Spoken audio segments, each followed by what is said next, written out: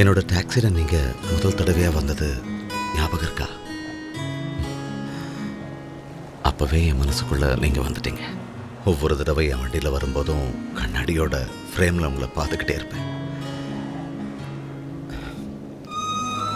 எத்தனையோ தடவை என் மனசில் உள்ளதை சொல்ல நினச்சேன், ஆனால் நடக்கலை.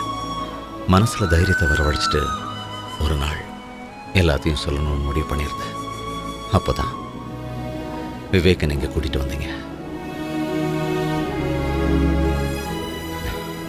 அதுக்கப்புறமும் ஒவ்வொரு நாளும் நான் உங்களை நினச்சிக்கிட்டு தான் இருந்தேன். கிடைக்க மாட்டேங்கன்னு தெரிஞ்சும் மனசு மறக்க முடியாமல் தவிச்சுது.